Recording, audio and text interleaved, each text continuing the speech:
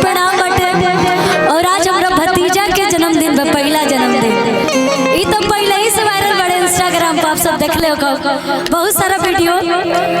और आज हम सच में गावे ना आइल रही, आज बस हम थोड़ा एंजॉय करे लेकिन कि आज हमारे भतीजा के जन्मदिन रहा तो सबका स्वागत करे भी आइल रही। जितना भी कलाकार मंच पे आइल बने यारा के धरती पे यानी हमारा घरे आइल बने, बहुत बहुत धन्यवाद कल्लू भैया के और तमाम बहुत सारा कलाकार है। रंजीत सिंह सर आइल बने, हमार सूरज दोस्त बहुत अच्छा राइटर, आंसू बाबा, प्रियांशु सर, टिंकू सर, सुखदयाल भैया, निक्की निहाल भैया, बहुत सारा लोग है जहाँ आइल बा, बहुत लोग गई लावत जात बटे तो बहुत बहुत धन्यवाद। और देखिए अभी तक की सुतल रहे लेकिन जब हमार बार आइल तो उठ गई। अब यही से पता चला था कि बुआ भतीजा के प्यार कितना बाटे है ना। तो सोहर गाई हम तब मजा आई काहे कि सोहर के मजा तब आई जब भतीजा हमारा पास बा और भौजाई हमारे सामने। और भैया कहाँ गए? हेलो तू सोहर गए बोले लेकिन हम एगो आग्रह करब भौजाई चोरी के निकाल जब तोहर ननद तोहर बेटा के गोदी में लेके सोहर गावते तब गावे से पहले तू दे दो। हम तो बड़ा सा देवरो बड़ा सा दो निकाल लजा मत सासू मां से तू लजा मत, सासू मां डटी है ना तारा। मुकेश भैया हम चाहते हैं कि हमार हिस्सा के जितना नेक बाटे आज सब तरह के मिले हमरा के ना कहे कि भाभी हमरा के पहले ही से ही बहुत कुछ देले बनी और देवे नहीं हमेशा। ठीक है हमको भाभी हमेशा देती है और एक माँ की तरह प्यार करती है, इससे बढ़ के मिली क्या चाहिए। हम रहते हैं पटना में और भाभी मेरे पास ही रहती है, एक माँ की तरह प्यार करती है मुझे। अब इससे बढ़ के मुझे कुछ नहीं चाहिए भाभी से। बहुत बहुत धन्यवाद भैया भाभी का। और सुनत आज रोवत नहीं खेले को सब लोग इसको सब नाम से बुलाते हैं लेकिन मैं इसको लड्डू बुलाती हूँ, ये मेरा लड्डू है। तो ज्यादा समय ना ले, हम चाहते कि भैया टी करिए तो एक बार टी कर लीजिए जी।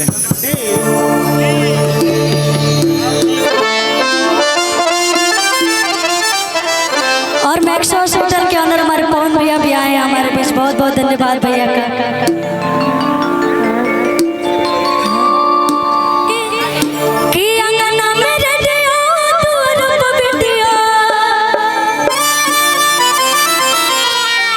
और ई हम ना कहतनी, ई भाभी कहतनी भैया के कि अंगना में रेडियो तू रूप वीडियो अच्छा अच्छा बचन बनवा दे राजा हाय हाय हाय ये चौका है कि हमरा बबुआ न सोहर का दे राजा जी।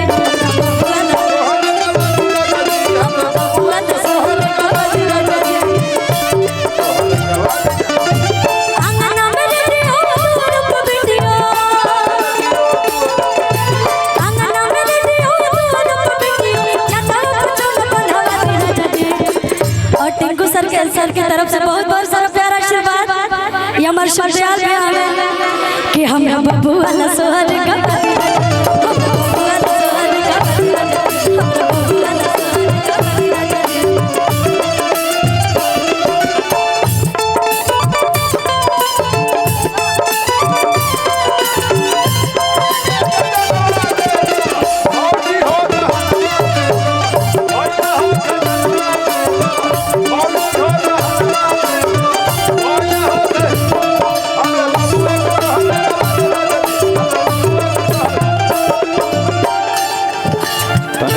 और सबे के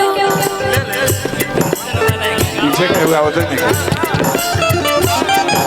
ये बुआ और भतीजे का प्यार है, इसका कोई मोल नहीं है, किसी के गोद नहीं जा सकता है लड़का। और कितना वो रोता रहे जब मैं जाती हूँ तो चुप हो जाता है, ये बात सच है। और भाभी आई है, थोड़ा साइड हटिए आप लोग, थोड़ा साइड। और वैसे तो भाभी हमरा बहुत नेक मिला है बंटी जी। हेलो सामने से हटिए, सामने से हटिए। और ये हमारी भौजाई लोग की तरफ से बहुत सारा प्यार आशीर्वाद। हमरा बबुआ न सोहर का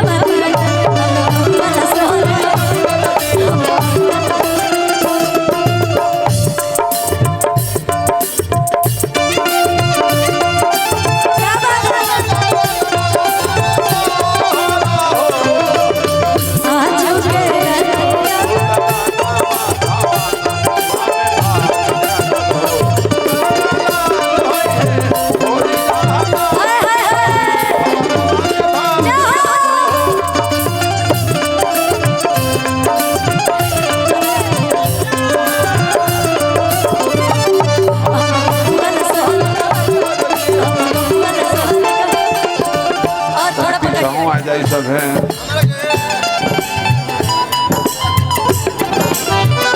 और भाभी रोके भैया भाभी दोनों लोग हैं। और भैया भाभी से मुझे बहुत प्यार, बहुत मतलब कहने को तो भाई भौजाई है, लेकिन माँ बाप से कम प्यार नहीं देते मुझे। यही पे एगो लाइन बड़ी सुंदर कहल गई, मम्मी के बुलाते और पापा के बुलाते, मम्मी के बुलाते और पापा के बुलाते। आज जितना गोटी वाले में उठल बात सब उड़े के चाहिए। ये मामा है, बबुआ के मामा है, मामा जी लोग भी यहाँ पे आए हैं। अच्छा तो सरकार ये हम नहीं बोल सकते हैं, बबुआ के मामा जी लोग भी आए हैं। मम्मी के बुलाते और पापा के बुलाते,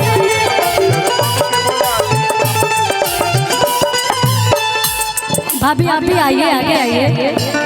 अधोइल कोटी वाला नोट सब उड़ा देना जजे, और थोड़ा थोड़ा आप लोग को ठुमका लगना चाहिए मेरे साथ। तो भाभी भाभी को हम डांस कराएंगे। हमरा बबुआ न सोहर गवा दे,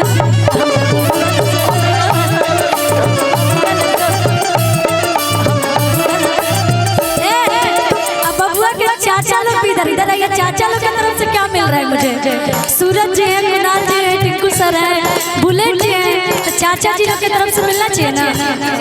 अरे वो नीचे आता नहीं, कोई बात नहीं। भाभी आप जाइए, भाभी को जाने दीजिए। अभी बबुआ के सब चाचा है, आप लोग थोड़ा देख लीजिएगा। अब बबुआ की मौसी भी बैठी है सामने, हमारी दोस्त अंजलि जी। अधोइल कोटी वाला नोट सब उड़ा दे राजा जी, हमरा बबुआ सोने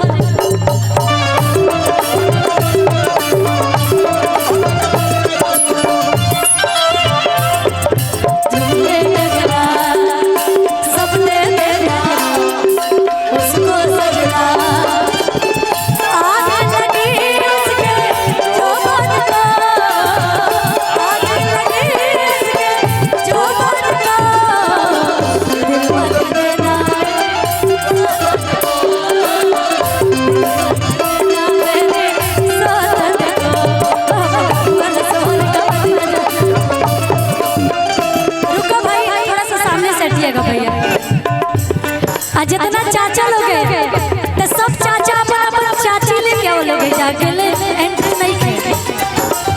एक भैया भाभी जितने चाचा इकट्ठे हुए सब अपनी अपनी चाची लेके आएंगे।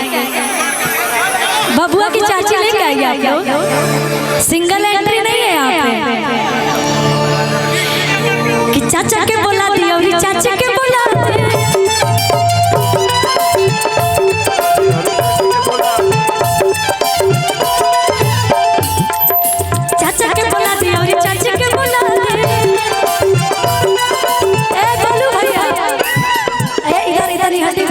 कुणाल जी इधर है, अरे कुणाल जी इधर आइए ना। ये रहे बबुआ के चाचा और ये रही चाची। बबुआ के चाचा चाची आ गए, चाची हैं। बबुआ के तने मौसी आई बैठ कि चाचा के बुला दिया और चाची के बुला दिया।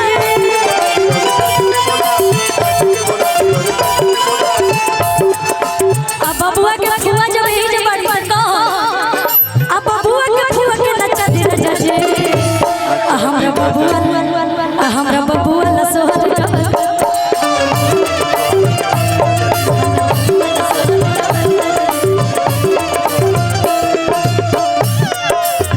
भैया, गोलू भैया हरी बजा दे यही में हो मेरे जल्दी जवानी तड़पे वादा न